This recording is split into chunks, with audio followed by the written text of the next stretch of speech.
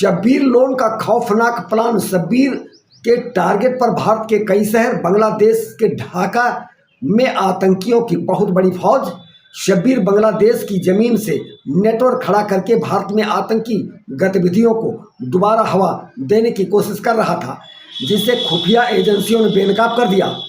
2026 में शब्बीर दिल्ली में भड़काऊ पोस्टर लगाने जैसी टास्क को अंजाम देने वाले संदिग्ध हैंडलर बनकर आया है।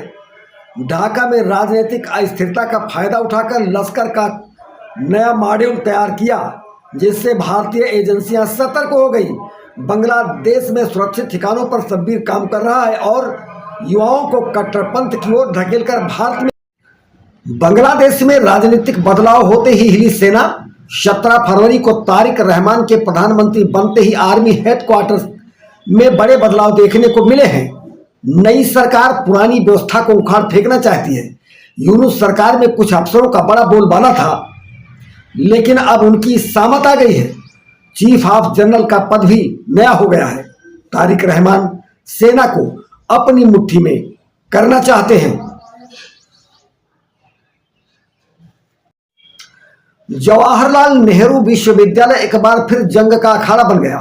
रविवार शांतपूर्ण रात में अचानक चीख पुकार और पत्थरबाजी की आवाज ने पूरा परिसर दहन उठा।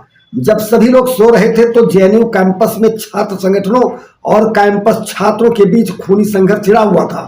पत्थरबाजी व मारपीट का मंजर इतना खराब था कि कई छात्रों को गंभीर चोटें आई और कई छात्र लहूलुहान हो गए।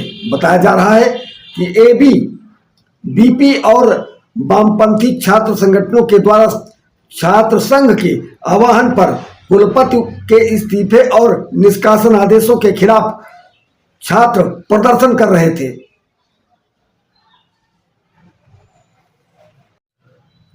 समाजवादी पार्टी के बागी विधायक अभय सिंह ने घर वापसी के कयासों पर पूर्ण विराम लगाते हुए कहा, न सपा चाहिए न माया। उत्तर प्रदेश के विधानसभा चुनाव से पहले अभय सिंह ने किसी भी पार्टी में जाने की अफवाहों की पूरी तरह से गलत बताया। उन्होंने कहा वह सपा में वापसी नहीं कर रहे। उन्होंने माया मिली न राम, इस पर भी कड़ी आपत्ति जताई। उन्होंने कहा ऐसी अटकलों को भ्रामक माना जाए जिनमें सपा में उनकी वापसी की बात की जा रही है। उत्तर प्रदेश की योगी सरकार ने एक बहुत ही महत्वपूर्ण फैसला लिया है, जो 7.5 टन के भार वाले कमर्शियल वाहन होंगे, उनके धारकों को लाभ मिलेगा।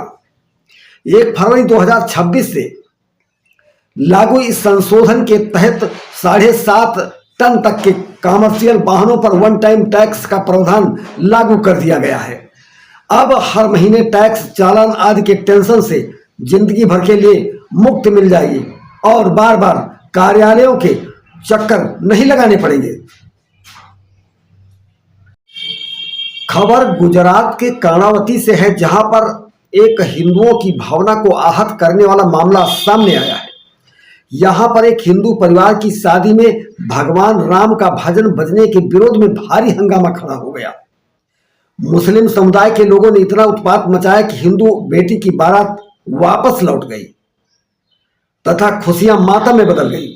प्राप्त जानकारी के अनुसार कर्णावती के शहर कोटडोर में बोरानगर रोजा के पास स्थित वंदे मातरम पार्टी प्लांट में एक हिंदू परिवार की बेटी की शादी होनी थी।